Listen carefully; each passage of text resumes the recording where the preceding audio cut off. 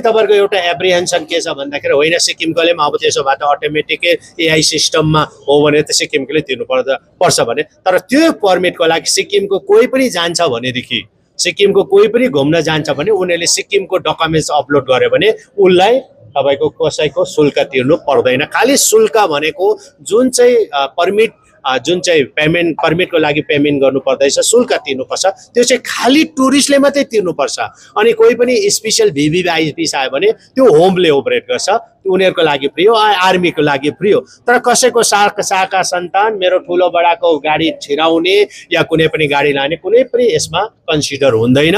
यसमा सबैजनाले नै तपाईको टुरिस्ट लग्यो भने चाहिँ उनीहरूले तिर्नुपर्छ अनि कसैले पनि लाग्दैन। तर अब हामीले जति पनि सिक्किमकै टुर अपरेटर ट्राभल एजेन्टले मात्रै यो अपरेट कसरी गर्न सक्छ भन्दाखेरि हामीले सिक्किमदेखि बाहिर जियो फेन्सिङ गरेको छौँ। सिक्किमदेखि बाहिर यो जुन चाहिँ छ पोर्टल नै अपलोड हुँदैन या खोलिँदैन अनि कहीँबाट पनि हुँदैन। त्यसले गर्दा सिक्किमभित्र आएर, तर आज तपाईँले हेर्नुहोस् त, तपाईँलाई थाहा छ कि तपाईको बम्बेमा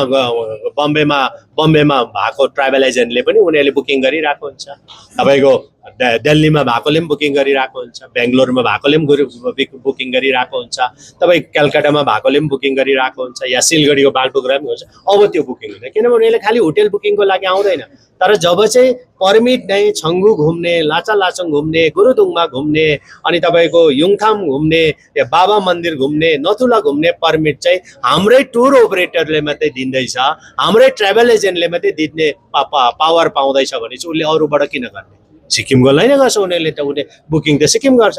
अनि तपाईँको यो जुन पर्मिट हामीले पर्मिटको फी हामीले तोकेको छ त्यो गभर्मेन्टकोमा जान्छ, टुरिज्म डिपार्टमेन्टमा जान्छ, कुनै व्यक्तिकोमा जाँदैन। तर जो पनि टुर अपरेटरले या त ट्राभल एजेन्टले कसैले पनि उहाँहरूले यदि उहाँहरूको आफ्नो जो चार्जेस छ त्यो त काट्छ, सर्भिस चार्ज हो उनीहरूले काट्न पायो, उनीहरूले त्यो त आफ्नो कति छ उनीहरूले फी त्यो त दिन्छ, कस्टमरले उनीहरूलाई दिन्छ, त्यो त हामीले उनीहरूलाई मारे। तर आज त हामीले सिक्किमेको हितमा सिक्किमेको टुर अपरेट सिक्किमको टुर अपरेटर अनि ट्राभल एजेन्टको हितमा काम गरेको हामीले जियो फेन्सिङ गरेर। अनि अर्को कुरा आज हेर्नुहोस्, आज त जम्मै गाडी युपीबाट आएर पनि डाइरेक्ट जान सक्छ, अनि कहाँबाट आएर पनि डाइरेक्ट घुम्न सक्छ, लाचुङ जान्दैछ, कहीँ पनि जान्दैछ। तर अब त्यो हुँदैन, जति पनि बाहिरको गाडीहरू आउँछ सिक्किममा ग्यान्टोकसम्म आउनु पाउँछ, तर रिस्ट्रिक्टेड एरियामा जाँदा चाहिँ सिक्किमकै ट्याक्सी लिएर जानु पर्यो अनि टुर अपरेटरबाट पर्मिसन उहाँहरूले पर्मिट लिएर जानु पर्यो या ट्राभल एजेन्टबाट पाउनु पर्यो। यसको लागि चाहिँ टुरिज्म डिपार्टमेन्टले नै पर्मिट एप्रुभ गर्छ, तर थ्रु दि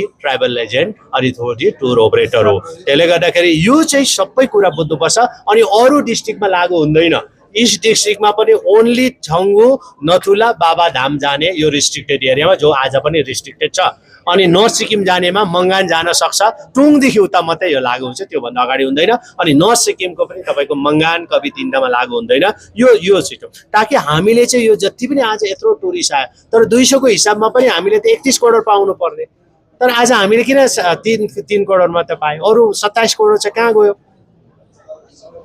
त्यो हिसाबले गर्दा हामीले यो ट्रान्सपेरेन्सी ल्याउनको लागि हामीले यो automatic AI based integrated permit सिस्टमलाई लागू गर्न चाहेको हो। तर हामीले कसैलाई पनि दिएको छैनौँ अनि कसैलाई पनि यदि कुरा आएन, तर जसले पनि सक्छ सर्भिस प्रोभाइडरको रूपमा आउन चाहन्छ उनीहरूलाई हामी वेलकम गर्न चाहन्छौँ।